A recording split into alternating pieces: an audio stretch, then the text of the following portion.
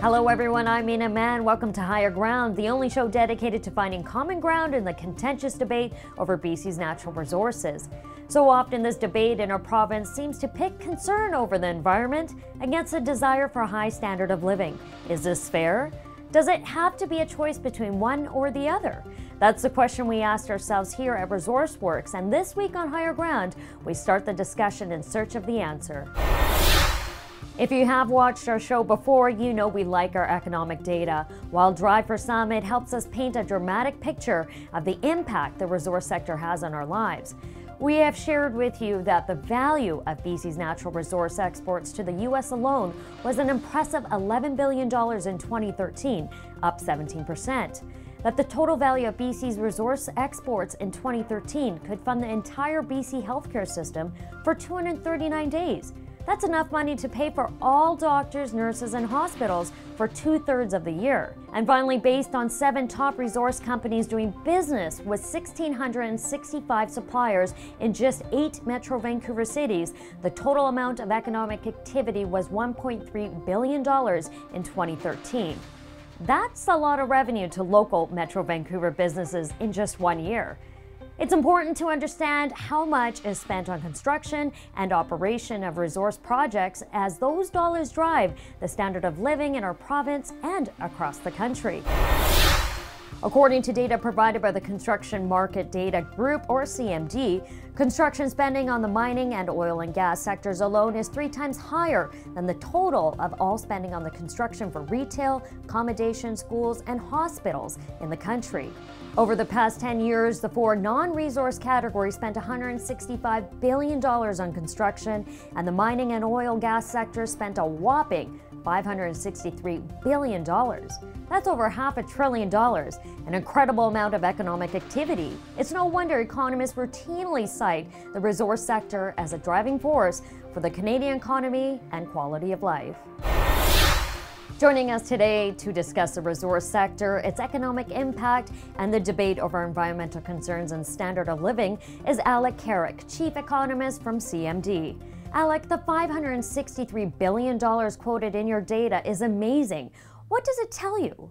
It's a huge number, which indicates companies that are investing in that area are taking it very, very seriously, and that it's also very naive to think the oil and gas industry is in any way damaged in the country, or activity levels are halted in that sector, that won't have tremendous repercussions on the total economy.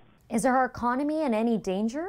You sit back and you wonder when you look at these projects and you see how vehemently they are opposed by environmentalists and some of the legal challenges based on land title and so on.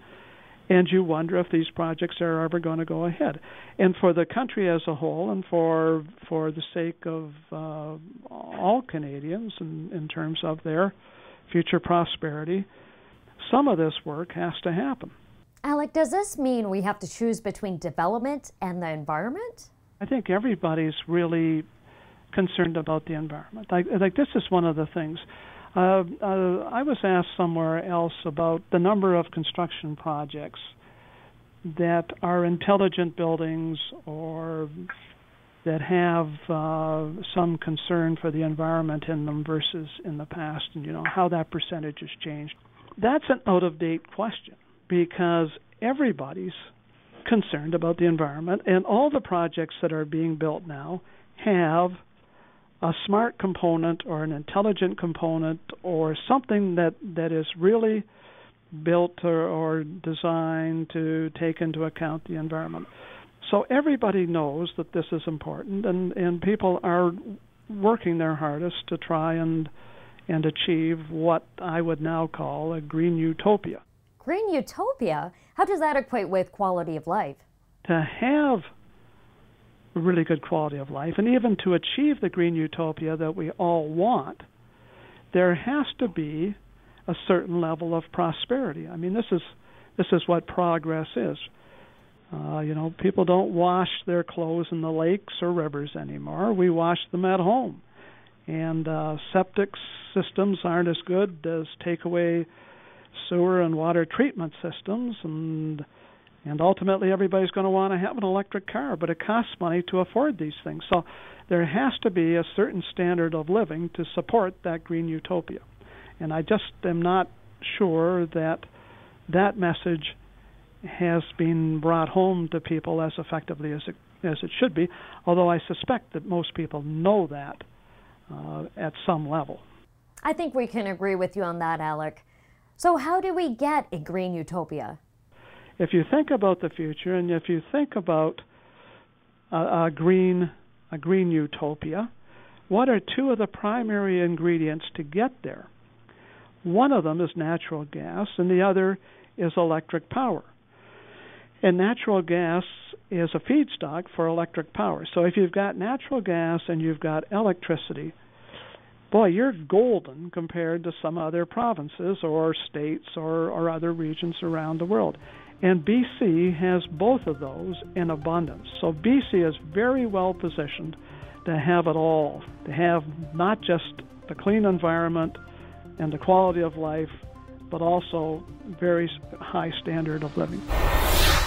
And that's it for Higher Ground this week. Make sure to visit our website at resourceworks.com, sign up for our e-newsletter, and don't forget to like us on Facebook and follow us on Twitter. For ResourceWorks, I'm Mina Man. Thanks for watching.